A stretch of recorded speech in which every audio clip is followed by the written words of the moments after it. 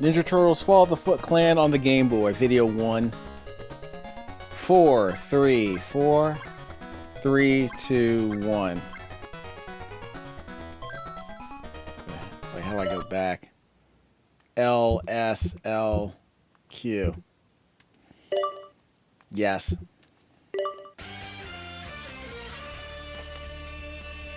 Well, Ninja Turtles Fall of the Foot Clan on the Game Boy, being played on the Ninja Turtles Cowabunga collection on the Switch, unpatched, playing directly from the cartridge.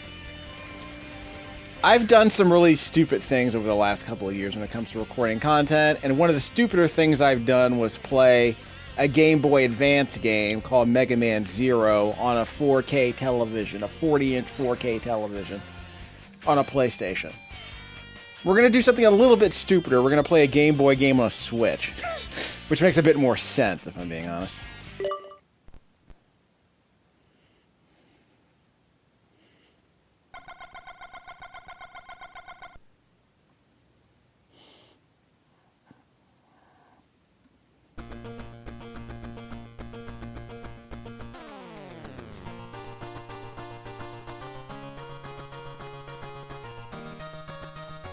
This is impossible to read. Just a second. I gotta... Why did they do that? Let's try that again. I'm sorry you had to sit through that. Let's do this the correct way. What are the enhancements? I can practice the bonus games. I mean, can I make this game good? No. That would be a nice enhancement. Look, real talk. We're adults now. We can be honest. It's like the Mary Jane, Peter Parker meme. We can handle the truth.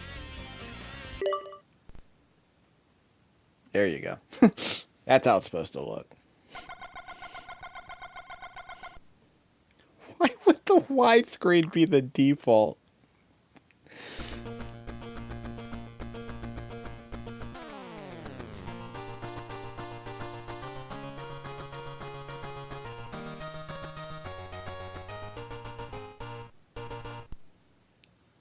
Yeah, so this is a Game Boy game that I used to own. I played it like a dozen times when my cousins brought it over back in the day. I beat it a dozen times. It's probably one of the worst video games I've ever owned. This is like a 15-minute video game. It's incredibly repetitive. And I forgot you can actually have a stage select here. Pick a turtle, any turtle. It doesn't matter which turtle. It's a side-scrolling action game with absolutely positively no depth. It's basically like Kung Fu on the NES, only lame. Only even more lame, I would argue. It doesn't matter which turtle you choose. You can choose Donatello. All the turtles are exactly the same. I mean, let's keep it real. The music in this game is very good, though, as are the visuals. Okay. Wait, did they switch the buttons? They switched the buttons! Okay, just a second. Can I change the... Let me change the controls. That is up, down, left, right. Start, select. Jump with the B button. No. Okay, I messed that up. Change controls. Up, down, left, right. Start, select, jump with A, attack with B. Why would they switch that? Bizarre. Now we're playing. Okay. That's on pause. Now we're talking. Okay. It's probably still not the way I want to play, but it doesn't pretend to make a difference. Yeah, it's probably gonna be one more switch. Up, down, left, right, start, select. Jump with B, attack with Y. It's probably the better way to play it, if I'm being honest. Whoops. Up, down, left, right, start, select, jump B, attack Y. Alright, so we can back out. Now we're talking. No borders or filters. Okay, basic stuff. Attack. Jump. Jump attack. Crouch. You can throw a shuriken. That's it. That's the entire game. We're going to move to the left. We're going to move to the right. Actually, we're only going to move to the right. And that's all we're going to do. We're going to do this for like 15 minutes. So this right here is the 90% of the Fall of the Foot Clan experience. You can also, just a second. Controls are crisp, as I recall. I mean, maybe there's a slight delay here, but the controls are crisp. You have nice little tumbling jumps here. But that's all there is. Like, you can slash parking meters to no end. I mean, like I said, you have a projectile here. All the turtles have the exact same attack. It's like Mortal Kombat, except there are no special moves. So all the characters are just palette swaps. Come on, hit me. So really, the only optimal way to play this game is to just not get hit and speed through as quickly as you can. Maybe jump kicks so you can speed through the game a bit more quickly. But this is all there is. This is the entire game. You know, there are a few more obstacles in a few stages, but, you know, this is not much here, you know. And to be fair, this game does look better than any of the NES games I've played. I mean, it's got nice fat sprites, if you like that, you know. Decent pixel art, which was actually not very easy to see. Look at that. We got line scrolling here on the water and the sewers. There's you saw some parallax scrolling in the background of the stage we just left. And some very good, what's her name? The musician from Castlevania, Michiru Yamane, right? Some very good Michiru Yamane music, which you'll be hearing quite often. It's one of the better Game Boy soundtracks, absolutely. Off the top of my head, if it's not a top 10 soundtrack on the Game Boy, it's probably a top 20. Though if I'm being honest, there's not a whole lot of music here. It's like maybe 5 or 6 songs in the entire soundtrack. There's like a dozen songs in the entire soundtrack, but a couple of the songs get played multiple times throughout the game. So, you know, it's your typical 8-bit era soundtrack, you know. Not very short songs, and not a lot of them. But hey, this is what we take what we could get. Much like this game. And look, I can speak from personal experience. Like, every, like, grade school boy thought this was, like, the greatest game of all time. I did not think it was a great game, but I loved the Ninja Turtles, and it was a Ninja Turtles game, and it looked good, and it sounded good, and you can punch and kick and throw shurikens, and that was good enough for me, I guess. I was easy to please. Let's just say that I am like Mother's Basement. I'm like Jeff Thu in a lot of... I was like Jeff Thu when I was 12. I was easily... Well, actually, I wasn't. I wasn't quite grumpy enough yet to develop taste. I think Battletoads beat it into me. I think Battletoads was the first video game I disliked for adolescent reasons instead of, you know, childish reasons. Although as an adult, I hate the game for several more reasons.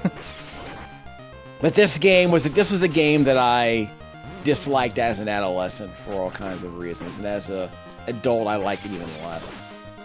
Can't turn off the flickering, huh? There's no slowdown in this game, to my knowledge. But again, this is all there is. Like, see the parallax scrolling in the background up there? As I move over here, see a little bit of... It's a nice little trick.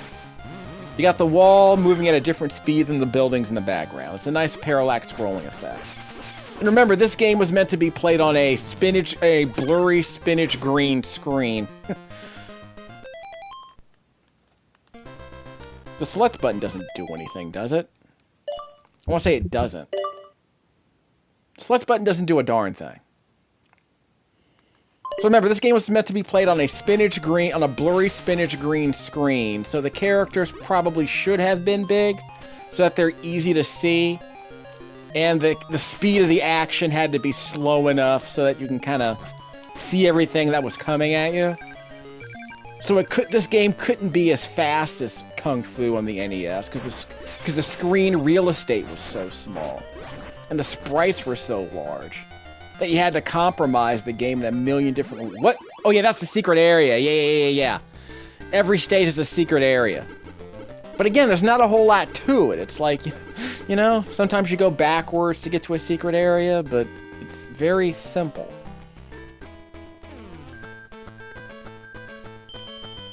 This is just, yeah, shoot the... I hit the... There we go, I have to hit the attack button. It's like shooting clay pigeons. In Duck Hunt. I think all you get are extra lives.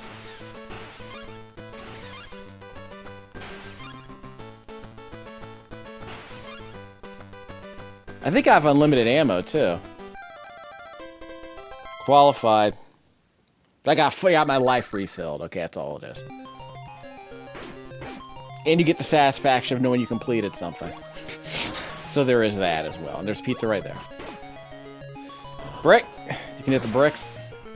The sound effects in this game are really good, too. It's just the whole, you know... Even the bricks, when you hit bricks, it sounds like you're, you know, hitting a robotic... hitting the brick sounds exactly like hitting the foot soldier. So, you know, it is what it is. Yeah, I can't jump downward. So if there's another hidden area, I can't get there. So that's what passes for depth in this game. There might be a secret area in some places, and they give you a bonus game that refills your health, and that's pretty much it. Not a lot of animation. I mean, just again, all the turtles have the exact same animation cycles, the exact same canned animation. So it was just finally a Ninja Turtles game where Raphael wasn't terrible. I mean, I would say he was actually useful, and obviously in the arcade, he was somewhat useful in the Super NES game. That's another issue entirely. It took a while for the developers to find a way to make Raphael a useful character. I think in, what was it, Ninja Turtles, in the Manhattan Project, Ninja Turtles 3, Raphael got a torpedo header attack. So, he was still a terrible character, but at least he had a useful special move. Oh, we have to break these. There's a boss coming up, it's incredibly simple. Oh, you have to stay to the right of the screen and just whack on the attack button. You can whack his bullets and just hit him. He can't get past you. Jeremy Parrish was correct. I remember that. I was able to beat the guy the exact same way. Very simplistic AI. I mean, what kind of game? What were you expecting? I mean, apparently the sequels are a lot harder. But they were like, what, April was screaming. Like, what are we doing? Well, we're making a Game Boy game. We know that's less powerful than the... We chose Donatello last time, so we'll choose Raphael's for funsies. But again, all the characters are the same. And the music here is very good, so I'll be quiet for a second.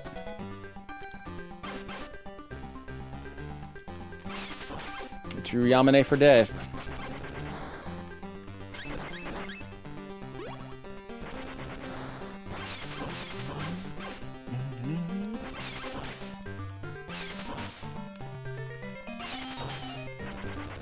Yeah, they will hurt you. I can't crouch turn. Yeah, I can't crouch turn. Boo!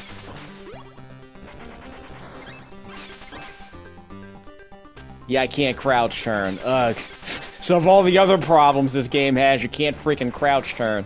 In a game where enemies will attack you from both directions. But there is a trick where if you press the attack button, you can attack both sides at once. Depending on your timing, like that.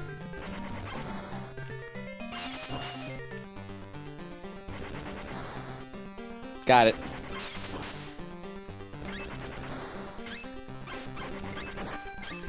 Again, the unlimited shurikens are a nice touch, but you can't move while you're throwing them, so that's always a trick. Yeah, but definitely practice, you know, switching directions when you press the attack button, because you attack both sides at once, see? You saw me do it just a second ago. So if your timing's good, you can attack both sides simultaneously with one swing of the attack button. So that's actually a pro-level tip. Because enemies will attack you from multiple directions constantly, as you've already seen. The game goes on like this for about 50 or 60 minutes. The game, like I said, the game goes on like this for about 15 or 20 minutes. So it is no ninja saviors. I think we can all admit that. This game is no Ninja Warriors. Ninja Warriors once again. Which is also available on the Switch. It's an objectively better game in every sense of the word. In fact, Ninja Warriors once again is a perfect example of what happens when you take a game as simplistic as Kung Fu, then you make it into an actual 2D brawler with no belt scrolling. But more importantly, you like, whoop, this part I don't remember. Okay, I got over. You turn it into an actual belt scroller with like no belt scrolling, but you make some enemies like some enemies require multiple hits to take down, but they require some tactics because some enemies can't be grabbed. Some enemies, will jump. Oh, I forgot. There are no bottomless pits in this game, I don't think.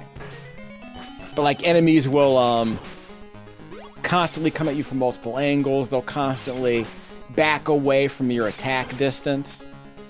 So they will, basically they will stay out of attack range on a regular basis. Yeah, I think there's fire down here. Yeah, so don't fall down these pits. Yeah, there's probably not a bombless pit, but it will hurt you, as I recall. Whoops. Yeah, it's a fire pit. No animation on the background. It's just, Got the flying pizza. Got it. No, I didn't. Well, I can grab the pizza. There you go. Flying pizza. I don't remember that part, actually, but there you go. I want to say you can't jump kick both directions simultaneously, but you can definitely swing your weapon in both directions simultaneously, which is a nice touch. That's kind of a blind jump there. Don't remember seeing anthropomorphic fire enemies in the Ninja Turtles cartoon. Although, there might have been an off episode. No, there was, wasn't there like a Kremzeek-like enemy? Yeah. There was an episode of Ninja Turtles, I think it was like season 2. Yeah, season 2. Michael Reeves wrote it. It was like the Eye of Zarnoth? The Eye of Sarnoth was placed into like an AI. Whoops, snuck up behind me. Garbage. Okay, I can't knock him back. Ow, ow, ow, ow, ow.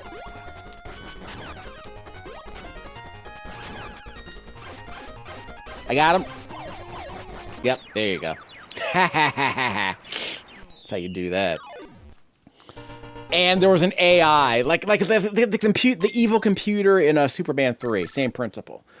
But in Kremzeek, the idea was that there was this energy creature that could take over machines, and the Autobots had to save them. The Autobots had to stop the carnage. And Michael Reeves apparently cribbed that idea for a Ninja Turtles episode, or maybe David Wise had a similar idea at the time, because they were friends. And Michael Reeves took a similar idea for a computer that can control electronics. And that whole idea about machines being taken over and becoming anthropomorphic, that's becoming becoming like evil machines. That's a trope that was constant throughout the 80s and possibly the early 90s. And Michael Reeves wrote at least 3 episodes with the same principle. And so he wrote at least 4 episodes with that idea. And there was a joke, I think, where he said... No, Michael Reeves had the joke in that episode where he said, what a way to go. And actually, no, I think Casey Jones appeared in an episode like that. And David Wise had that bit where it said, what a way to go, done in my modern conveniences. To which Raphael snarked, there's a message there somewhere. Here's the music. Here we go.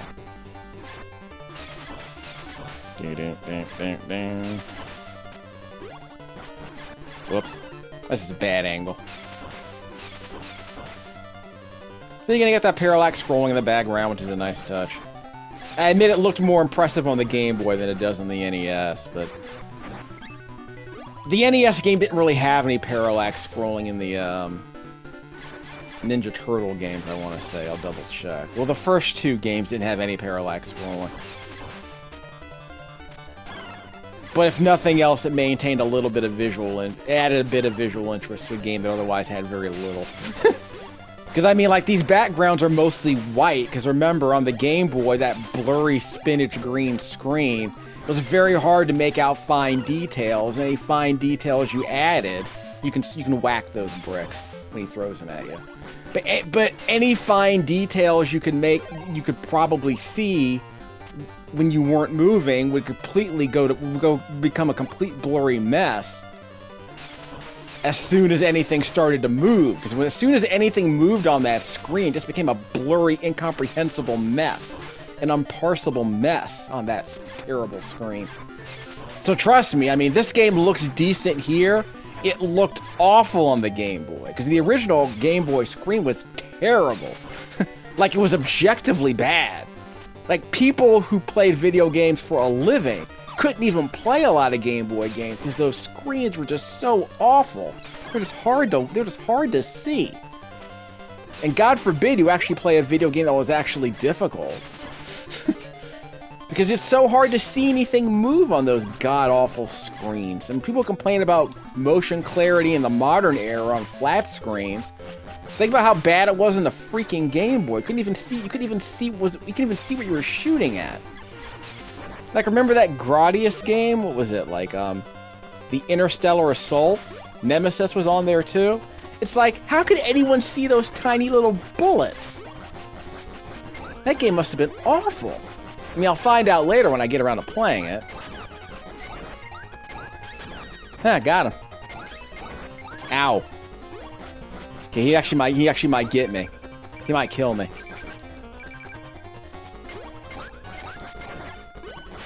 Yeah, Baxter Stockman, he's always the flying enemy. Whoop, I got him, wow.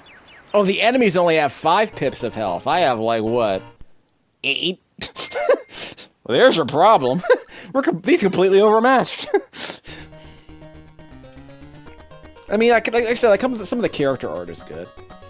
Yeah, like, that's the shot from episode 1, right? Where Michelangelo, like, leaps into the fray, swinging his nunchucks. So I guess it's just it's kind of a screen grab.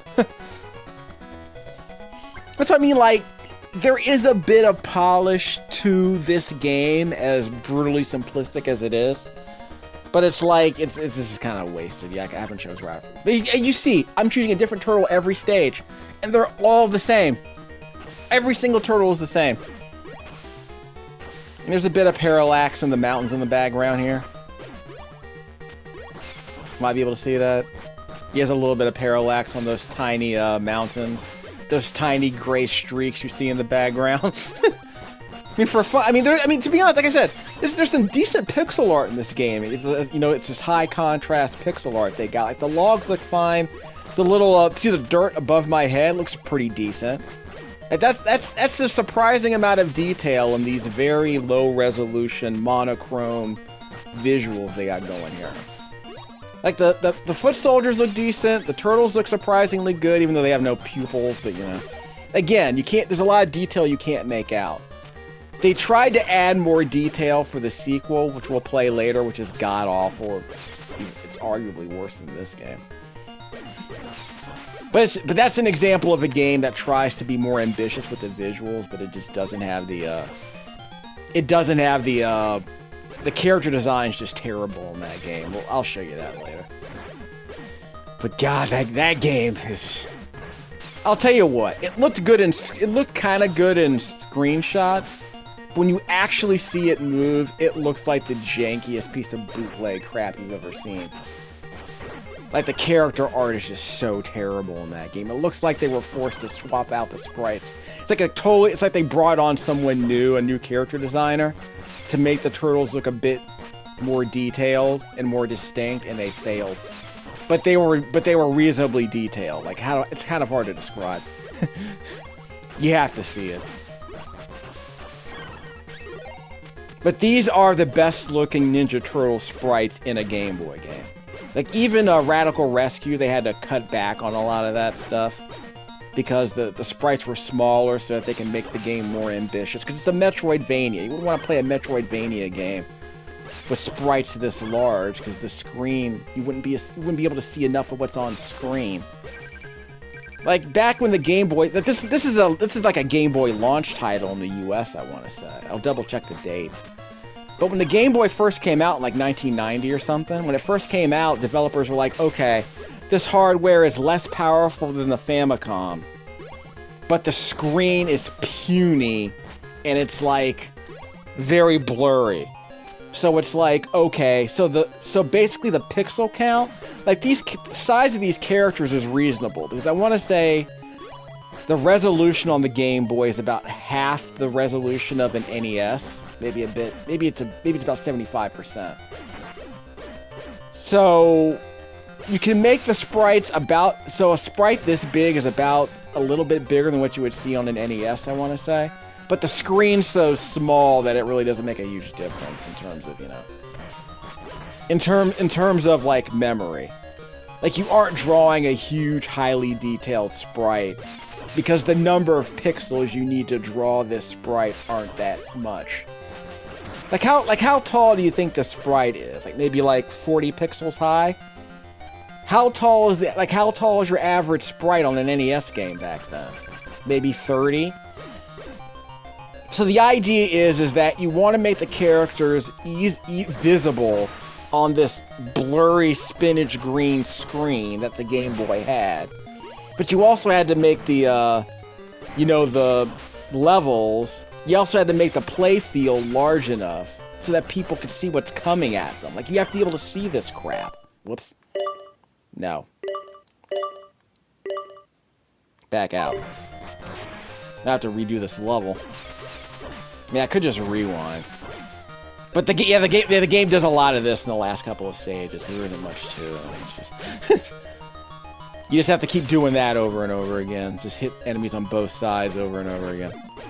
But like I said, I mean, the Game Boy was such a underpowered piece of crap. Yeah, I only have one pip left, so whatever. But the Game Boy is such an underpowered piece of crap with a terrible screen that's like, okay, so you have to make the characters visible, like parsable, on that tiny, blurry screen, but you also had to make the action on the screen, you know, visible from all angles. Because, like, if your characters are this big, you can't have a lot of stuff going on in front of you, and there isn't a lot of room to see who's attacking you. So you constantly get stuff like this, where enemies just jump at you before you have a chance to react. So that you can compromise by, like, making the enemies slower, or in this case, just have them keep swarming you. Which is what they're doing. They're just swarming at me from different angles. Some are attacking me from high, from the top right-hand corner of the screen. Some are attacking from the top left. Whoops, this is not going to work. I think I have to start from the beginning of the stage. I have to start from the beginning of the stage. I'm going to have to start from the beginning of the stage. Yeah, see, you got me.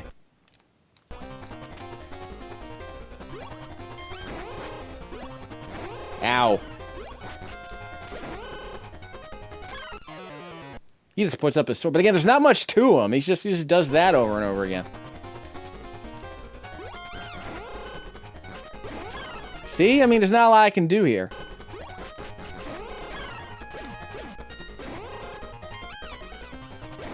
Yeah, I can, like, stay just out of his range, then back out of it, I guess.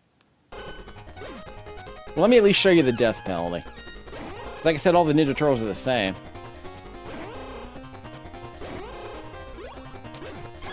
Ah, hit me. Ah, almost got him. I'll show you the death penalty. Seems only fair.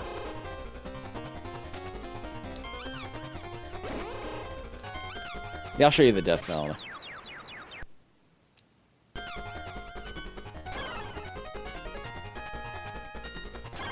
So the death penalty takes me back to the beginning of the stage, right? Nope. Beginning of the fight. That's good. That's good.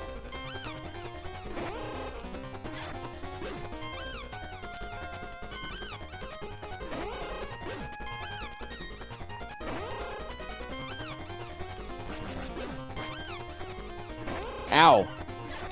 Got me.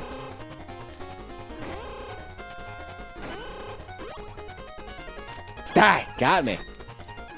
Okay, well, he got him. So it's good. So we lost one turtle, whatever. So I wanted to show you the death penalty, see what happens if you die. I want to say if you die before the boss, you get sent back to the very beginning of the stage, which is never good. Technodrome. Let's kick shell.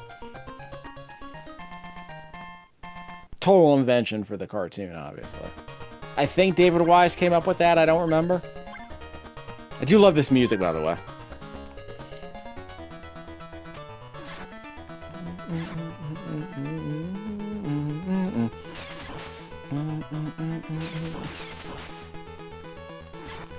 Two hits.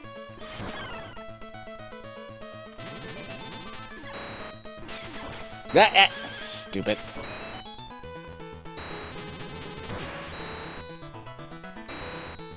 These guys take 2 hits. Careful. Ow!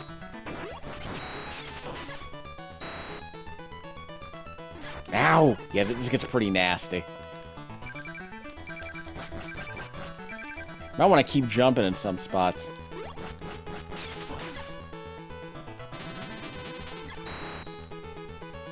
Ow! Bastard. Ow! Good thing we have a stage select. But the problem with that is that you get a lower score, because you always start from 0 with the stage select. Ow! So we have to go back to the beginning, which is fine. You know, we'll be fine. We're gonna beat this. We're gonna beat this game in like maybe 10 more minutes. You know, whatever. And listen to the urgency in this music. Like it's like this music. This literally screams, "Oh crap! It's going down now." Just the urgency in this music is amazing. That they really sell it. The arcade game did the same thing with the Technodrome. Like, what's weird is that in Turtles in Time, they made the Technodrome music sound like a heroic, like, we're gonna rush in here and just destroy everything in the room. Like, it's very, like, upbeat. Very chivalrous. But all the other Technodrome music winds up being this really, like, creepy, haunted, it's like a haunted electronic house kind of vibe. Which I always loved. Like, it's never worth the games that it's in, but like they really do a good job of selling like this really like climactic music. Always fantastic. Like Konami always had good music, obviously, but it's like when it comes to like final stage music, like the Technodrome music in most Ninja Turtle games is very good. At least in the good Konami soundtracks, it's very good. Like I said, that's what makes the Turtles in Time Technodrome music kind of stand out. God, I got butchered here. So I also didn't go to any of the bonus stages and any of the other levels, by the way. That's okay. When we're done with this video, we'll do some bonus stage practice, because but there are different bonus stages. Every stage has its own bonus mini game, kind of like Kid Dracula and like Mario 3. You know, I admit mini games are a nice touch, but the question is always like, they always sort of feel like filler in a game where they're never really necessary. Like in the case of Mario 3, there were fun little diversions, and there were ways to get extra lives. But there really wasn't much to them. I mean, that concentration game in Mario 3 was a lot of fun, but I think there were like 4 tables. There were like 4 variations of the card layout. So if you had a strategy guide, you could memorize where all the cards were. But that's kind of cheating. But that's the concentration's like a solitaire card game I used to play a lot when I was a kid. So you could I could probably program a concentration variant in Java if I wanted. The problem is it requires like a GUI, and I need to spend more time practicing with graphical user interfaces. Like most of the games I developed were always like, they were text-based, like, you know, Hangman. I think the first game I ever programmed was like a lottery game. Yeah, it was like pick a number, and it was like basically like a lottery. Because they taught you how to create randomized number generation in BASIC when I was reading. Like, I had a Commodore 64, like... It wasn't a Commodore 64. It was a Commodore that you can hook up to a TV using an RF switch or something. Like the Atari. You plug that Commodore keyboard into your TV, and your TV became the monitor. And they included a BASIC interpreter, I want to say. So I was writing go-to statements when I was writing go-to statements when I was in 2nd grade. I think I did a logo interpreter as well. Oh, you can jump kick them for the quick second hit. Yeah, the jump kick's worth twice as strong. I forgot that part. Like I said, you just can't attack 2 sides simultaneously. Yeah, forgot that. Just lame. Forgot about those things. Give me a break. It's been like it's been 30 years since I played this game. Like, I think I last played this game in like 1998. And the only reason I bought it was to record the music.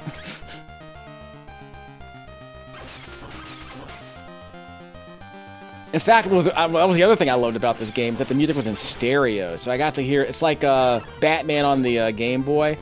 Getting the chance to hear like a great musician in stereo on a Game Boy was great. And there's some pretty good audio production here. Like, there's some good electronic instrumentation going on here, and they do a really good job of abusing the stereo spectrum. So I'm a huge fan of that. I'm a huge fan of audio production that like abuses stereo sound. Like, you brought out the headphones, you're like, oh my god, this music's coming out of both speakers at different times. It sounds amazing. So that kind of spatial audio was always cute. Whoops, yeah, remember, there's no crouch turn. Ah, got me. Ah! There he is. You have to spawn him at the right time, basically. That's the trick. I mean, I could do a no-death run, but I'm almost done with the game. So the idea of playing through this again just to avoid the cheap hits is just dumb. It's just a bad game, let's be honest. We can be honest, we're adults now. This is just a bad game. We liked it when we were kids, but I mean... Like, yeah, of course an 8-year-old is gonna love this game. I mean, you're playing as Ninja Turtles, you're punching and kicking stuff, you have throwing stars, what's not to like? Well, it's short, it's easy, there's no real depth to it. I mean, I wasn't asking for Street Fighter 2 back then. I guess I just wanted something that was closer to Double Dragon, I don't know. Like, the Ninja Turtles arcade game wasn't exactly, you know, a masterpiece either, but it had more meat on it. This is just like a side-scrolling... Like, this isn't even a brawler. It's just... Like, people talk about Splatterhouse being a brawler. Like, this game isn't even a brawler. It's just like... Ah, got me. Like, this game isn't even a brawler. It's just... Like I said, it's like Kung Fu. Enemies come from the left, they come from the right, and you, use melee attacks to dispatch them. That's it. It's like Batman on the NES. Is that a brawler? Of course not. Like, some enemies take 2 hits, but so what? Is Simon's Quest a brawler? Yeah, the kicks does twice as much damage. And I have full health. And I have the pizza just before this fight, too, so this should be easy. Hit me. Got him.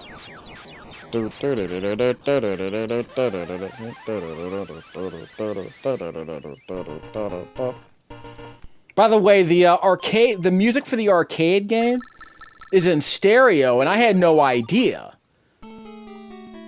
Okay, you know the meme. You know the meme where the turtles free April from the ropes. We're not going to talk about that. But this is the G-rated version of that meme. But, what was it? It was, for... Not that Krang music. What music was that? And there's one other... Oh, I thought there was one other fight here. Wow, this game's over. Okay, I thought there was one more fight. We won. Yay, we beat Ninja Turtles. Fall in the Foot Clan. So, I bought this... Yeah, I bought this game just for the music. The music in the arcade game is in stereo, which I had no idea, but I think what happened... Freak the Foots, Mangle the Mousers, and Toll the Technodrome. The music for the arcade game, I think the music that's here in the collection, which I'll preview, I'll tease it for you. That music might have been from the official KKC club, or the Konami had its own internal sound team. And I forget their name. I think it's called the Konami Kokuehe Club. I forget how it's pronounced. But they have their own in-house musicians, and they would constantly release soundtrack albums for their arcade games, among other things. So if you want to hear, like, some of the music to Turtles in Time, or G.I. Joe, the arcade game, or X-Men, they had some audio cassettes that you can listen to on YouTube. And they do contain the original music without any of the compression. So it's basically the uncompressed live sessions of the music that was ultimately converted into the arcade games. So if you want to hear the pristine version of those original arcade songs, you could go to YouTube and listen to the original Kazutomo Terada. You can listen to the original music that was converted to the arcades. But the music that's included in this collection is a stereo version of what was in there. See, there's the sound design. Second name right there, Michiru Yamane. She's definitely the Michiru Yamane we remember from Castlevania. Same woman.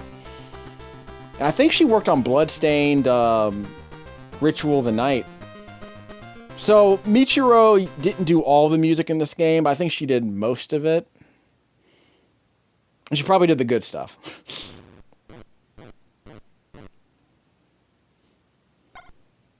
But yeah, this game is like, yeah, we need a Ninja Turtle game in 3 months, and we don't know how to work. We don't know how the system works. We'll do like Kung Fu for the Game Boy. Which, let's be honest, it's a reasonable way to make. We'll make a Kung Fu video game, but we'll let the characters throw projectiles when they crouch, and that's it. That's the entire game. Congratulations. So we're gonna end this video here. We can play through this again, obviously, if you wanted, like whatever. With all the turtles, like I said, if you want the highest score, you gotta play from the beginning. I don't know if a no-death run makes a difference, if I'm being honest. In fact, if you want a higher score, you're probably better off killing the turtles and then replaying the stage, so you can get a higher score. I tend to believe that's how. I mean, there's no kill streak going on in this game. So yeah, this is basically the entire game. So. For the strategy guide, interact. 1990. So this was a day one release, I guess. The finest monochrome graphics, wacky bonus games, and hidden secrets. The graphics and the audio visuals are good. I would give for a Game Boy game, I would give the graphics like an A-, mainly because there's not a lot of animation. There's a lot of, simplistic animation here. The music gets an A-, because there isn't that much of it, but the music that's in here is very good. The game gets a D. It's a terrible, terrible video game. I got through this entire game in like 30 minutes. You can pause the game and enter the Konami code for a free pizza refill, but it only works once per game. Okay, so there you go. So yeah, I didn't even need to use the Konami code because I'm that OP. I need to bone up on the bonus games. Press B and select at the same time. Then select the... Oh, okay. We'll do that. We'll end the video with some of that practice. You can swat projectiles away with your weapon. I don't know if it works for everything, but it works for most things. Obviously, when the wheeled robots, what are they? The Roadkill Rodneys, I think they were called. When the wheeled robots show up, you can't whack away their electric whips. They're Simon Belmont-like whips, but whatever. Game is full of delicious hidden bonus areas. Oh, yeah, there's a bonus stage. Yeah, there's a bonus area in stage 1, but you have to destroy the drum and walk into the space it was in. And stage 1, 2, I didn't find that one either. I did find the one in stage 1-4. There it is. Go under this pipe. First time you see a moving ceiling, jump into the corner on its right side. Yeah. The second time, jump into the corner on its left side. The very beginning of the area, jump into the upper left corner. Again, it's a very small game, so you can throw in a little bonus stuff like that.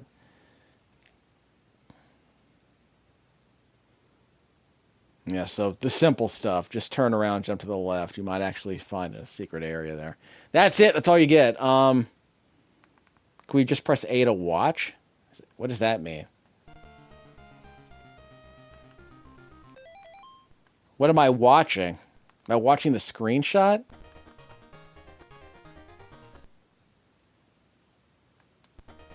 Yeah, it says watch. Does it show you the tip? Yeah, so it shows you the tip. Okay, that's cute. Oh, okay.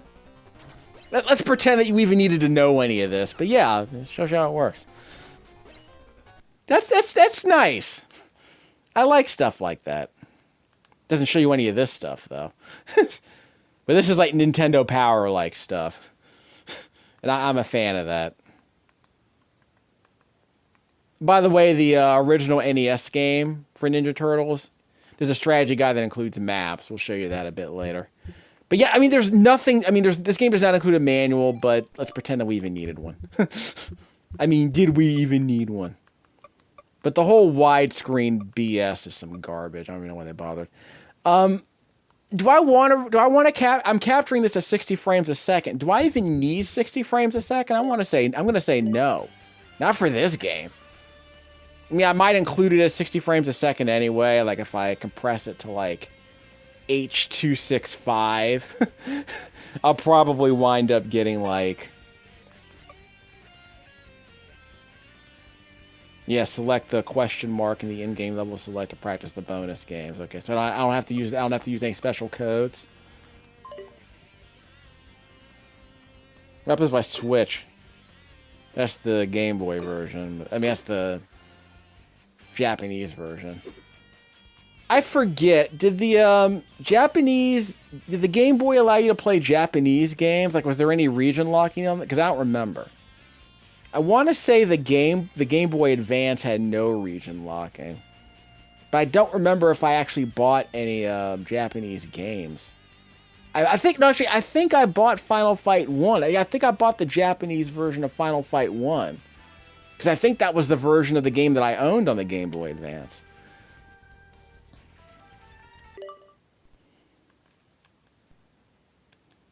There it is. So we don't have to enter in any code.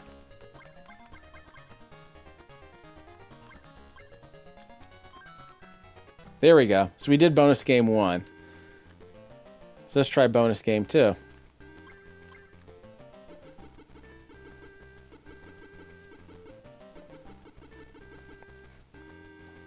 Leave one remaining. How many am I allowed to pull?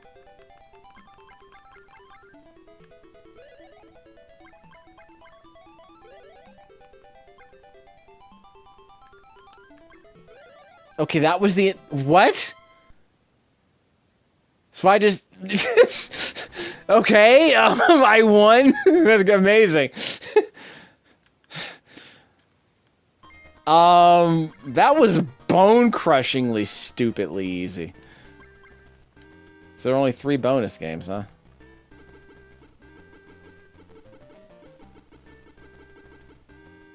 I mean, okay, thanks. Okay, I already did this one. I guess I can try and get them all. Go for the perfect run. I think it's different every time. I don't remember. Of course, they get smaller the longer they stay on the field. Ah, I missed one. Darn it. Okay. That was close enough. So we gotta try bonus game 1 now, and I don't remember what game that was.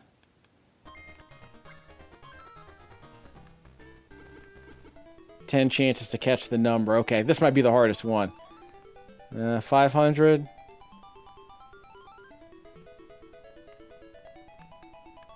Smaller. 300. Smaller. 200. Wow.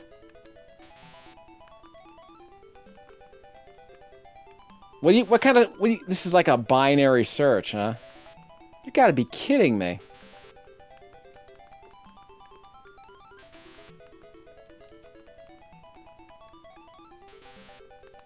Okay, first of all, the number can't be smaller than 1.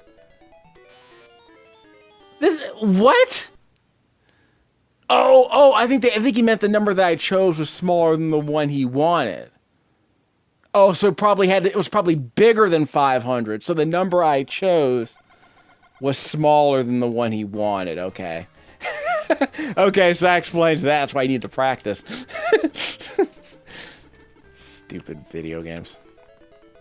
So what do you call this? A binary search? Where you split the field in half? Okay, now we're getting there. Okay.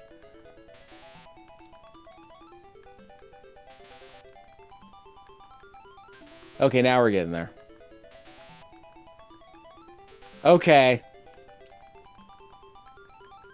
Holla at your boy.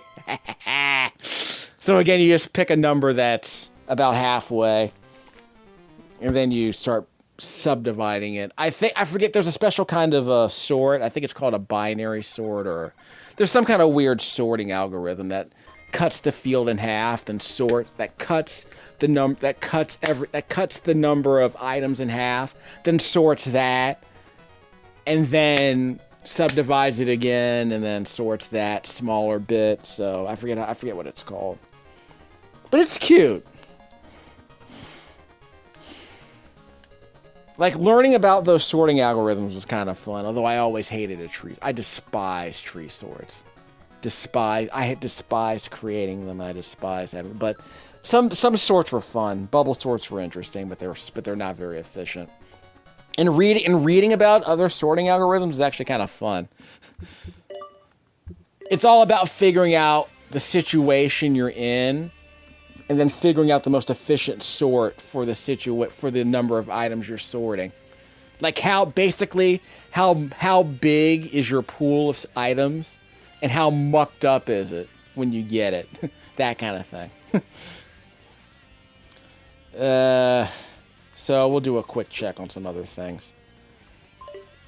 And maybe some design documents, but yeah, this game is absolutely gobsmackingly terrible. By the way, this doesn't contain actual footage. It just contains clips from some episodes, not all the episodes. So this is episode 1, 2. This is my favorite episode of all time. This is the one that was animated in Korea with the Mousers. It was a hilarious episode, but it was very poorly animated. This is my second favorite episode of all time. The one that was animated by Toei, I believe. And I think one of Akira's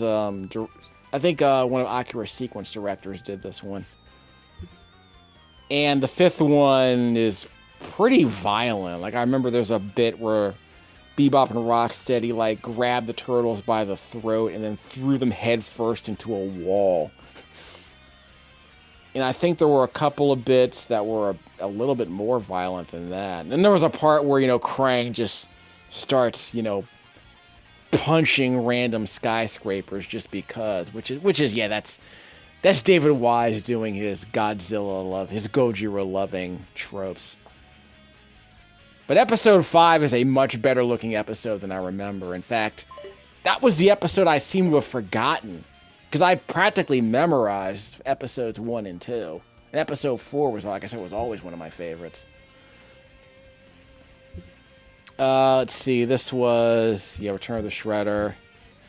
This was the Eye of Sarnoff arc. Was this part of it? I don't remember that being part of the Eye of Sarnoff arc. This one was. This was the episode I was talking about with the evil AI that took over, that transformed machines and made them evil. Basically the Kremzik principle, although it wasn't like a living creature that took over machines. It was just an AI doing the same thing. Which, of course, was a plot that was reused for one of the Casey Jones episodes in Season 3, which we'll get to. Apparently, I think at the time, David Wise was a showrunner, but I think they didn't pick him up for Season 2. I think it's because they were underpaying him for Season 2, so he was not involved. But the late Martin Pasco was involved with Season 2, along with Michael Reeves. Buzz Dixon from G.I. Joe was there. I barely remember this episode. I think Martin Pasco did that one. This was a Buzz Dixon written episode, I believe, with the Geiger looking aliens, which I always thought that was cute. The Geiger looking aliens. Enter the Fly. I think Michael Reeves did that one. It had that one cool shot where I knew that Doku plant would lead you here. Your sentimental side would be the finish of you, and then he tries to shoot at Donatello. Does that sick backflip? Ninja Turtles had moments, obviously. I don't remember this one. I need to watch this one again. So we'll talk more about that later. Then the Mutant Frog showed up. This one was a lot of fun. New York Shiniest. I forget the writer's name. He did a couple of really funny episodes. And this one, I think, was one of the funnier ones. I think Richard Merwin did this one. Probably the first. It's the Neko episode of Ninja Turtles where April gets turned into a cat. This episode created a lot of furries. Let's just put it that way. I know enough. I know you people. That made you in the neck. All you Nuku fans. This was your starter pack. And the Return of the Technodrome. And let me go to Season 3. I want to show you something. Actually, it does show up here, doesn't it? These are just clips. I'm not going to show you the whole thing. Controls. Show captions. Show tags. Yeah, it just shows what each picture has. I don't remember this one. This was one of the best looking episodes of the new series. Basically, after the 5-parter, this episode I think was done by Mook in Japan. It was one of the better looking episodes. Like there's a cool little fight in a museum, I remember. I sort of remember this episode. I think Roby Gorin wrote this episode. This is a David Wise special. He did a lot of his gangster references. Sky Trolls, I barely remember this one. But they got the turtle blimp on this one. The old switcheroo where Shredder switched personality. Yes, Shredder and Splinter switched bodies.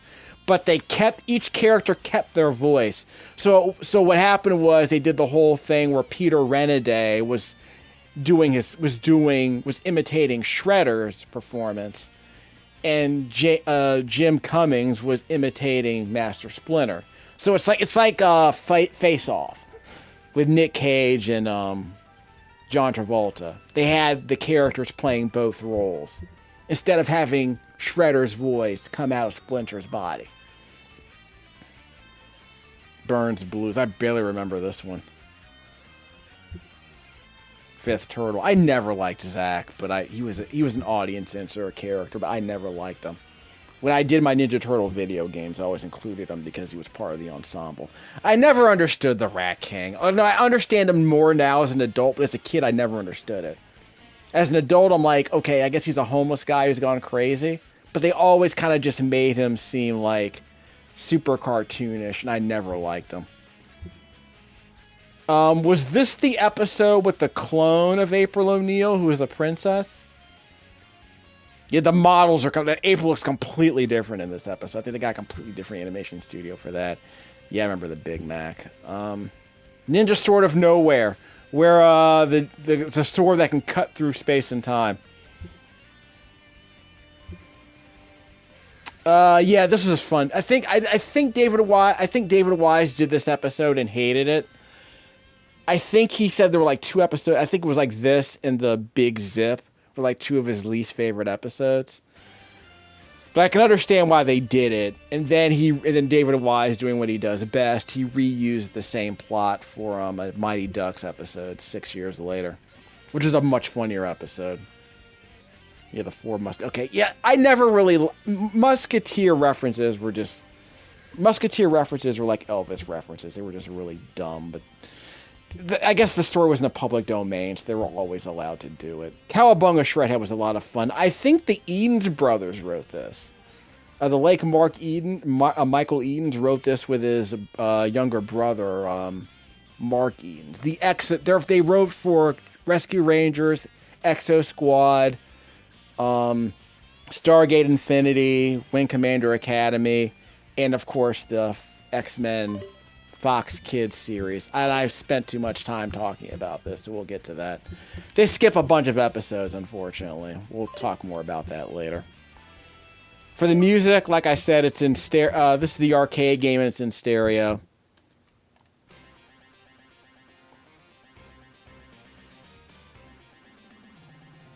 So do yourself a favor and listen to more of that later. We'll get to this. Where is the Fall of the Foot Clan stuff? Did I miss it? I know it's here. There it is.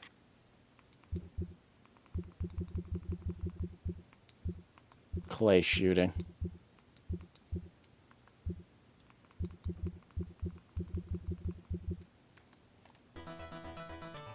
Of course, this music was always in stereo, but it doesn't say who actually composed the song, so that's disappointing. For the strategy guide, look at that. Digital Eclipse guide. Yeah, they have the exact same font as the Nintendo Power Eclipse, as the Nintendo Power strategy guides. So this shows you strategies for every game. That's Turtles in Time. The arcade game. That's the Super Nintendo version. A secret song? I don't remember that. That's from the Super Nintendo version. I'll see what that's about.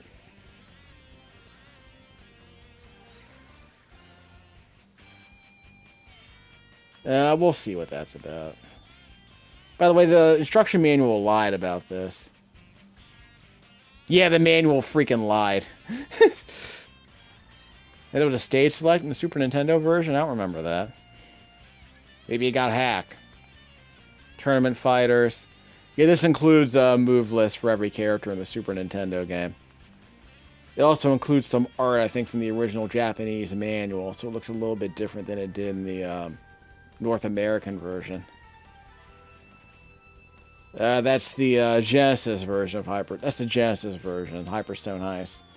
Like I said, it's basically an arrangement of the Super NES game that's for the Genesis. So if you bought both games, they were different, but they were basically like clones of each other. They were basically the same game. Like I said, the Tournament Fighters games were all different, but apparently the Super NES game was the one you need to play. This is the NES game, including the tips I mentioned earlier. But the part that I didn't show you were all the maps that are included here, which makes the game way more playable.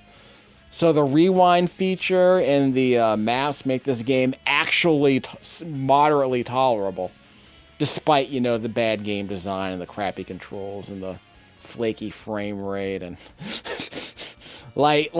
some things you just can't fix. But these maps are fantastic. Does Fall of the Foot Clan have anything? But yeah, I forgot to show you those maps earlier. This is the second Nintendo game. Again, it's a port of the original arcade game. It's still terrible. But it has some pretty good music, and it has longer stages than the original arcade game. And it has a few new stages, too. So it has more content, but the problem with the arcade game was not a lack of additional content. That was not the problem with that game. It just makes the game even more interminable, if I'm being honest. The new stages aren't even that good. So yeah, the tips we all mentioned.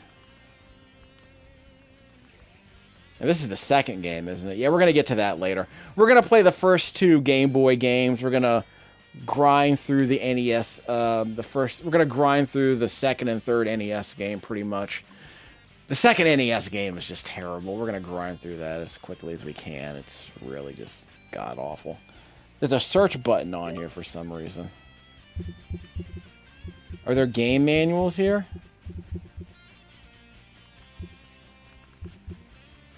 Yeah, down here. Game manuals. Okay. So, press the Y button to search. Here's your Turtles in Time manual for the arcade game. How great is that? 16-bit. Can we go back? Boxes and manuals. There you go. Okay, so game boxes. If you want to see the game box for the original Game Boy game, I know some people are really into this. If they got rid of like the like the advertising on the boxes is probably going to seem weird. Because that is part of the experience, if I'm being honest. But yeah, the Ninja Turtles was just god freaking awful. Good lord. Show captions. Zoom in. Show tags. And this is Geki Kame Ninja Den, the Famicom version of the same game. I mean, if nothing else, you actually can translate this. For sale and use in Japan only. But I think if you had a Game Genie, would this game work with a Game Genie? I forget. Because I forget, I mean, obviously, I had a friend who got a NES, but he had a Famicom adapter. So he was able to play Famicom cartridges were half the size of NES cartridges. So it was a little Game Genie-like attachment that fit on the bottom of the Famicom cartridge, so you could slide it into an NES. Which is how I played Batman for the first time, because he showed me the Famicom adapter. Because I think he got it from Hong Kong. But that was always the big problem with the a lot of these. I mean, I don't remember the Famicom version was significantly different. Follow the Foot Clan. Can we zoom in? So if nothing else, you can see the art, which wasn't great. I guess it's like a colorized version. It looks kind of like the comic book art, but they colorized it so that it looked more like the American cartoon version of the Turtles with the different colored headbands. But I admit I haven't read the original comic. I've seen very few panels of it. In fact, I don't even know if April's black or not, because they kept changing her character so often. They kept changing her character design so often, it was impossible to tell. The original Ninja Turtles comic book is kind of rough. Heck, I read a comic book back in the mid-90s. They had a thong ninja in it. So, and it wasn't Lotus Blossom, in case you're wondering. So, it was the 90s. Comic books were, gritty and dirty and sleazy, Everything was trying to be heavy metal. It was trying to be like heavy metal for kids, I guess. It was more like heavy metal for like teenagers, basically. But it was only one comic, and I don't want to judge the entire comic based on that one issue. Let's see. No, for one player only, okay. Exclusively licensed by Surge Licensing Incorporated, okay.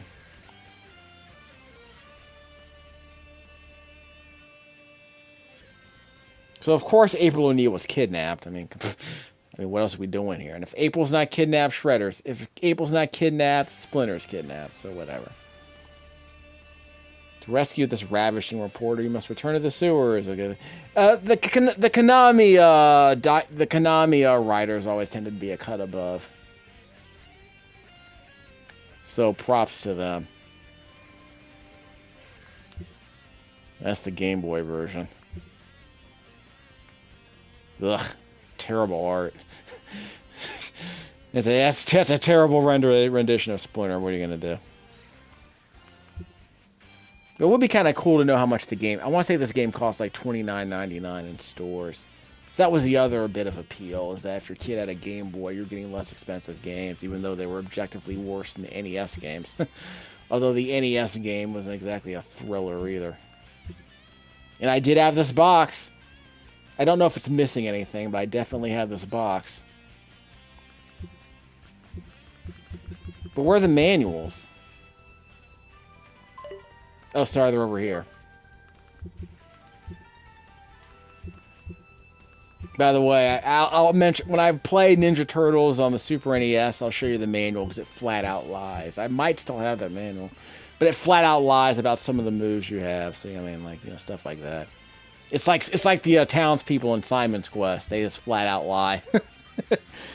Yep, gotta have the warranties. How long does it last? 90 days from purchase. Oh, well.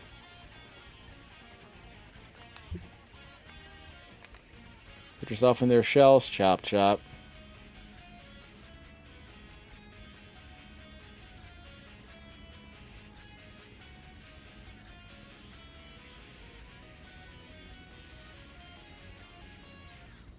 Okay.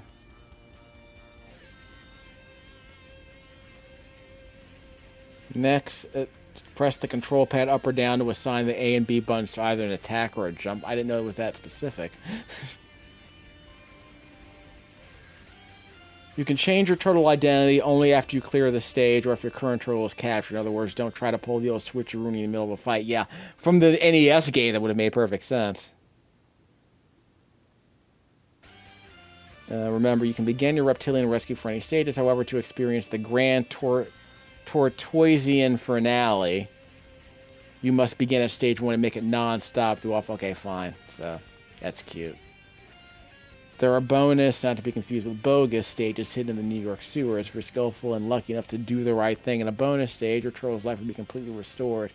The only helpful advice in bonus stage 1 we're offering is this. Bigger and smaller refers to the number you guessed, i.e. the number is bigger than the actual number, so make sure your next guess is lower. Okay. Oh, okay, yeah. Thanks for making that clear. Wish I had known that earlier, you know what I'm saying? How to play this new shell game.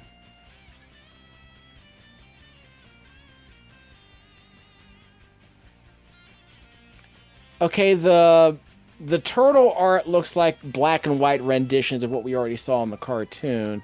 But Splinter and April have terrible art. I don't know. They probably got somebody else to draw those.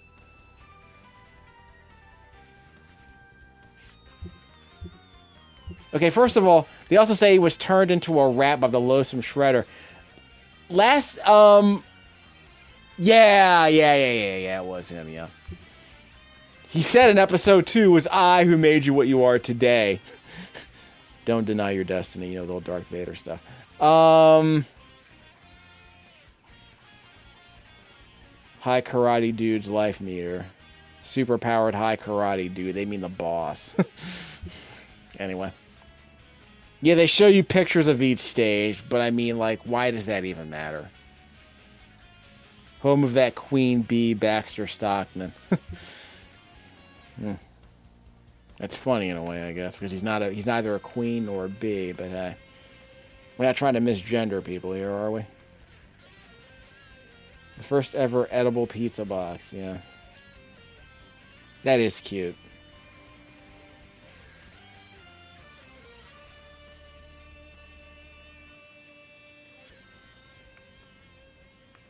Let's see. Evil comes in all sizes. It tells you how many points they're worth. Hooray. These guys have absolutely no value to society. You also can't kill them. Probably should have made that clear. Nitro burning donut. The frosting is murder. Again, this is a Konami manual, so you know. That kind of stuff. So I guess if they have no value, that means you can't kill them. I mean, you also get points for killing bricks. I mean, the falling bricks are worth something. So there is that. So yeah. We might show you one more thing before we end the video. Ads and catalogs, magazine advertisements. Oh, God. Can I just say that every single one of these LCD games I used to play with was god-awful? Like they're like worse than Atari games.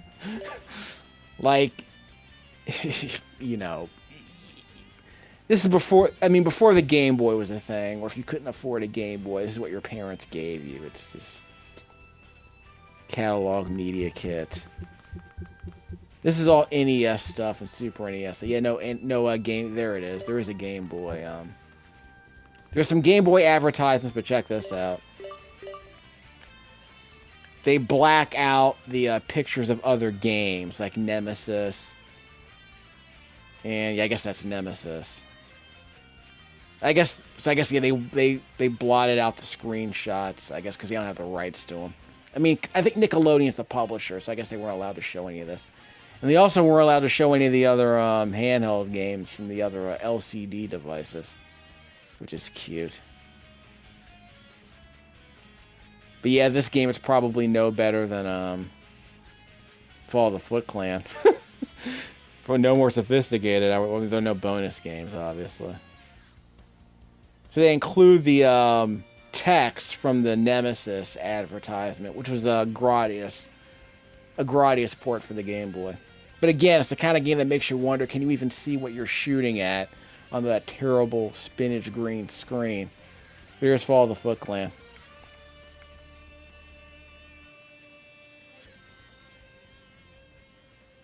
Three hidden bonus stages, but they're just like mini games, so whatever. 20 enemies or whatever. Like, why would you advertise the number of enemies in a game? Super high karate dudes. They're bosses. That's all they are. They're bosses. Includes favorite weapons and power-up items. Well, what does that even mean? Again, how do you sell a game like this? I mean, it's the Ninja Turtles. Do you need bullet points? Like, what's the marketing department for a game like this say? They're the comic books. I guess I read these back in the 90s. How do I know which one's the one from the 90s? And what's the date on this one? There's no date. I was hoping there'd be a year on this.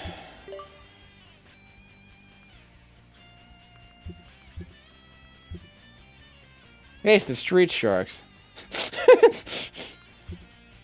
No comment on the Street Sharks, by the way.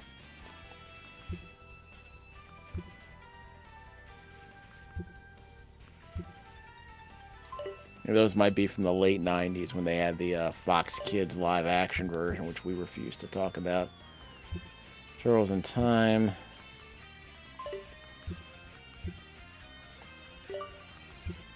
Quick check on the... We're going to check, see if they have the Game Boy versions here. I want to know it's not. Follow the Foot Clan. There we go. There we go. Emphasis on timing.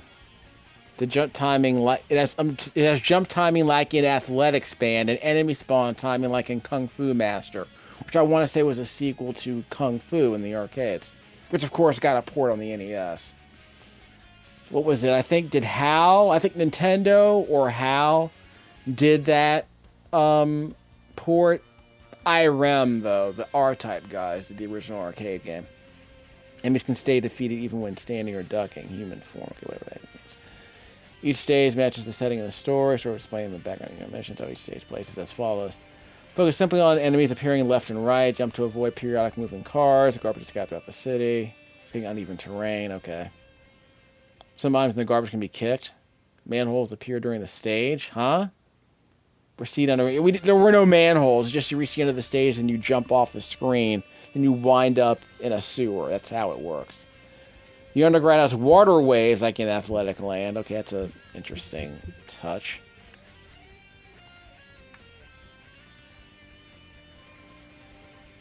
There are crumbling ceilings of mice. No mice. The dwarf have to defeat the boss or whatever. Rocksteady, in addition to simple generation of enemies from left to right, add gimmicks.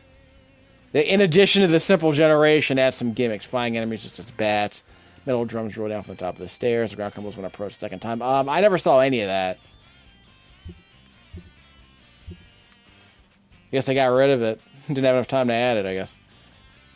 Freeway stage. Slow scroll, moving right. Medium scroll. Fast scroll, moving right. I don't think any of that ever came into the game. Lose a life if you fall between the cars or just barely cling to a car. That's never really an issue, if I'm being honest. Throws cargo. Stage 4 is going down a river like Penguin Adventure. Can ride on the trees. Fake animation like the character will slip off. You can jump on logs, but they didn't really add any of that extra stuff. See next page. Drops metal balls. Automatically brings the player to land. Cave of the road to the Technodrome. Breakable what? I don't know what breakable means. Inside the Technodrome. Mousers. Bonus stage of simple activities, and the player can choose one of 3 choices. Restore health, shuriken, and protection. That didn't seem to add up to anything. I guess I got rid of that too. Extravagant action with large characters. Each character uses 9 to 8 objects. Oh, 8 by 16. Okay, only show about 4 characters at a time. Okay. And that's because of the size of the screen and the And the power restrictions, because remember it's a Game Boy. Black 1 is the player, Black 2 is the enemy, Black 3 is the background. 1 to investigate a good method to change fonts midway, whatever. Invincible against 3 enemy attacks. I don't know what that means. Is that what the pizza does? How to enter a bonus stage. There are doors in the walls. Press up there. On the ground, there are manholes. Press down there. So, that's completely gotten rid of. So as you saw during the game and in the strategy guides, there are no manholes or doors in the background. It's literally like break an oil drum, walk into the area that's left behind by the old drum, and it's a bonus stage. So there's no like visual cues to where a bonus stage is. Like jump up and to the left and there's a bonus stage there. Like whatever. Like insert more sophisticated method later. And they never did. Splinter is in each bonus stage. Yep. Coin toss. Splinter flips a coin. The player chooses head or tails. Correctly guessed 3 out of 5. No. They got rid of that. Splinter lends you a bow to shoot at targets. That's not what's done. But there is that shooting game with the reticle you saw. And there's also a quiz. Splinter brings up trivia from Konami Ultra titles. Nope, it's just a number guessing game here. Now, if you remember, what was it? Tales of Destiny 2, I want to say it was called. On the PlayStation 1, I have a video of that on this channel. There was actually is it Bandai Namco trivia or is it Tri-Ace trivia? I want to say it's Bandai Namco trivia. So they probably, this game precedes that, but whatever. Trivia about Konami Ultra titles, probably asking for too much.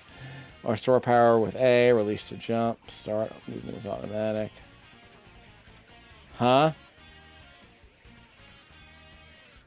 Yeah, that sounds like Saints Row 4, but it's just one jump button. Catch is automatic. I have no idea what that is. It's just jump. Clear if the player can do it for 10 seconds. What? There's no juggling in this game.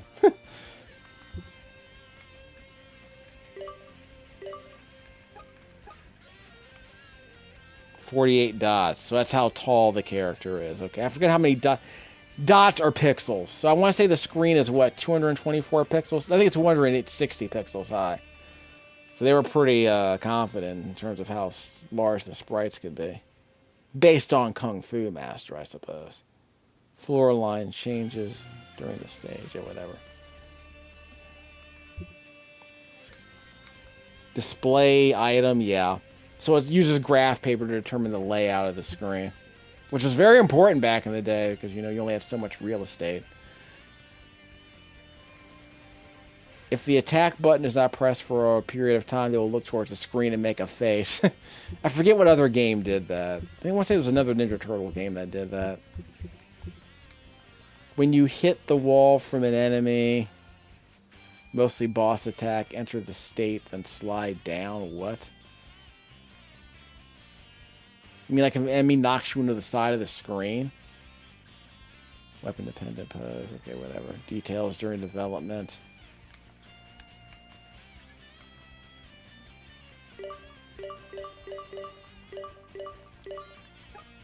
Yeah, it's just a numbered list. Enemy types. The character feels different roles depending on movement and weapon. Explodes when defeated. Nope.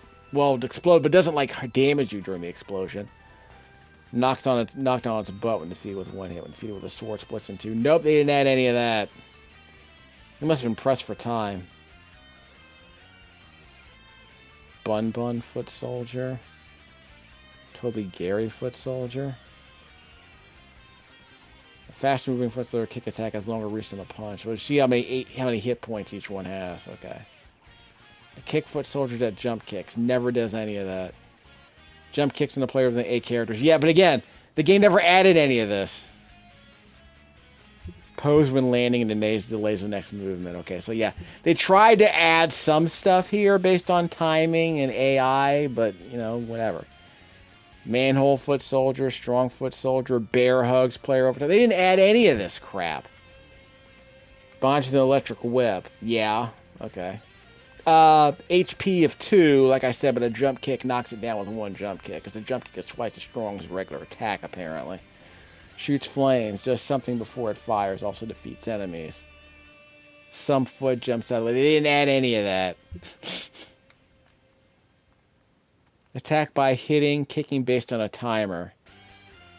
Yeah, global timer. Moves slowly, falls on his butt after every 3 hits. On the last hit, he flies, disappears. Against a melee weapon, this does not fire. Yes, it does. Clearly it does. Fires a ripple laser. Also kicks, more agile when hit, makes a face reaction. So you can see the glass is being knocked off his face when he's hit. 15 hit points. For Baxter Stockman, multiple mousers walk around the ground. Nope, that's not included either. They didn't include that either. Maybe it was a performance problem, but they didn't even include that. Hits depend on timer and distance from player. Jumps depending on timer and distance from player when defeated. So that's explaining the AI a little bit. Like basic ideas. Multiples? Nope, there's only one, and he teleports around the screen. Yeah, they could not have 2 enemies on screen at once. They just made him a teleporting enemy. With the ninja sword from nowhere that I mentioned in the TV show. Krang, kicks depending on timer, just from player. Bear hugs. I don't think there was any bear hug. Mash the attack button to break for. Yeah, I don't think they even added that. When defeated, whole head then explodes. Only OBJ looks like it sparkles, gets stuck to the center. Yeah, whatever. Object. That's what OBJ means. Slice of pizza. Appears every time the player loses 3 life. Disappears on a timer. Restores 1 life when picked up. Give it a bonus game. Appears after defeating a gunfoot soldier. A machine gun. Must fire a set number of bullets. Nope. Not added. Metal ball. Appears after defeating the gunfoot soldier. Placed on your swinging post and picked up and throws it. Nope. Didn't add that either. There's a katana. It throws it when the attack button is pressed. Becomes a piercing shot that defeats multiple enemies. Did not include that. Shuriken can get with a bonus game. Contains 10. Nope, they are unlimited. Protector can get with a bonus game. Invincible against 3 enemy attacks. Never added in the final game. Manhole. Thrown by the manhole foot soldier. Can be reflected with weapons like the katana. Yeah, you can swat weapons away, but I don't think the manhole is actually used. Sign pod. They automatically kick it and the pod goes flying. I want to say those are like the parking meters, but it doesn't do anything. Metal drum. Cartoonishly flattens player when it hits the player. They didn't include that. You just see a generic damage animation. You see a generic damage animation. A generic damage pose. Like every time a turtle takes a hit, he does that. He makes that grimace and he does nothing else. Parking meter can be cut with a katana, but all the weapons can cut the parking meter. The cut pole falls and damages the enemies it hits. Nope, doesn't do a darn thing. It's just cosmetic. They forgot to add it. They forgot to add that feature. Shaking ground. Stagger. The ground has contact and moves depending on the shake. Total chaos released by a machine and stuff. What? They never added any of that. Shaking ground. Crumbling ground. Crumbles when the player stands on it. I don't think that was ever added in the game. I didn't see a single bit of crumbling ground anywhere in the game. I did see a crumbling ceiling, though, which you can actually swat. Chandelier, like in Super Castlevania 4, not included. When the player walks, the wall crumbles and enemies appear. I didn't see any of those. Road sign, jump to avoid, knocked away when slammed into. There's a car involved. Nope, not used. If there were road signs, remember in the stage where you were on top of the trucks, if they were supposed to be added, they were never included. Breakable boulder, breakable wooden carts, acts as a barricade, can only be destroyed once at a time. Player, select at the start. Katana, side, nunchaku, bow. So basically it's a weapon selection. Cannot be used with an item weapon. Sai can be attacked in rapid succession. Bow is long and thin. Katana is wide. The Sai can block enemy katana type attacks.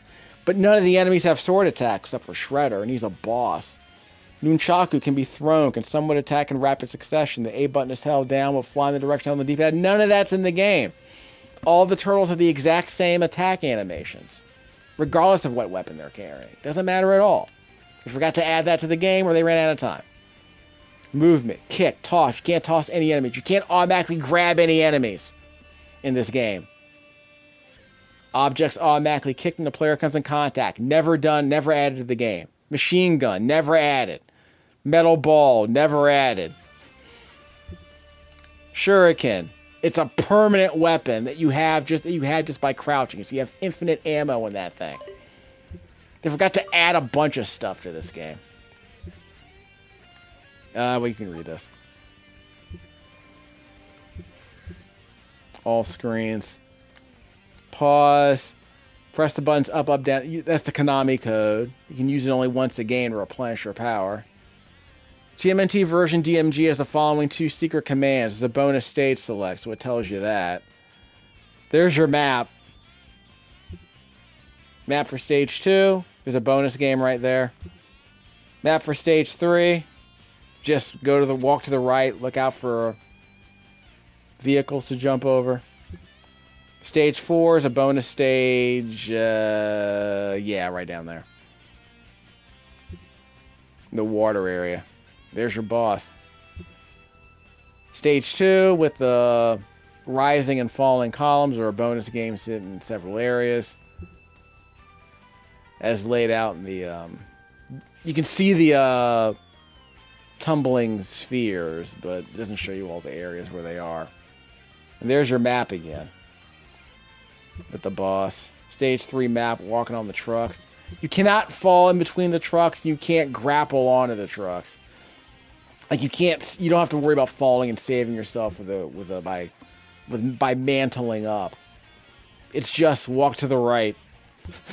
That's it. Just walk to the right. Same here. Just walk to the right. Jump on the logs if you want. Bonus stage right there. Basic stuff. Bonus area at the top left at the start of the stage. Same with 5-2. Bonus area on the top right side. You see? The exact same thing. Shot gates in the Technodrome. Bonus game. Yeah. The floor cleaners on the bottom. Floor cleaner on the ceiling. Crank at the fight end of the stage. Development Team 2. Ultra logo. Stage and key select. Oh, I forgot that part. I don't remember seeing that. First message, opening message. Okay. Scrolling message at the ending. Bonus game messages. Leonardo was captured, so player out.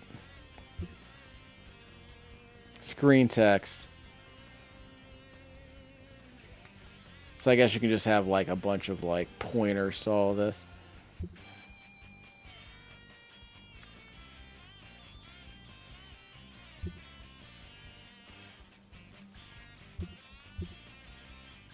Screen text 3 out of 3. Michiro Yamane name. Special thanks to Michiro Yamano. There you go.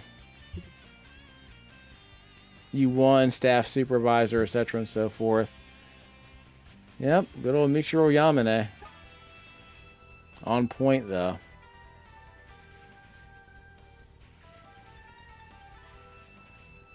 Don't recognize anyone else in passing. I want to say Naoki Matsui is supposed to be important. Might have worked on some Castlevania games. I don't know. And this is also in Japanese.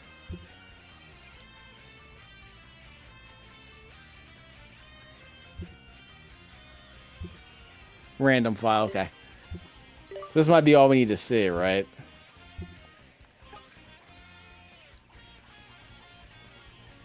Regain life if you obtain pizza during the game. So yes, it's a base. Okay. We don't want to. I want to make it sit through all this. We'll probably go through the rest of this later. I'm not gonna make it sit through all that.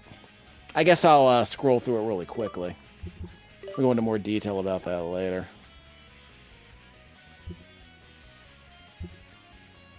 Each character has different weapons. Like a bunch of stuff just never got added to this game. It's hilarious. Glutton of the TMNT that loves pizza. Sporty and playful, but childish. He's a party dude, one could say. Raphael, always calm, smart, and makes good decisions. Ha ha, that's hilarious. In neither the comic nor the cartoon was he ever anything like that. He was cool but crude, or was it cool but rude? He was sarcastic, which is the more important argument. This is the more important point. Players take turn taking shuriken in this game. Yeah, shoot down a number of targets in this game.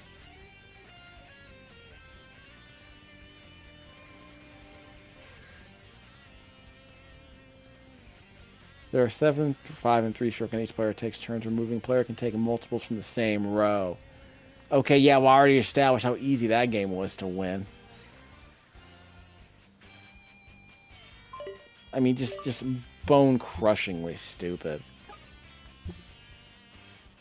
This is also in the manual. Version that throws a manhole cover is worth 30 points. Others are for 20. Okay, whatever. Just bone-crushingly stupid. Let's do an audio check to end this farce. What a terrible video game. But it has good music. That's probably what matters. LNTATN.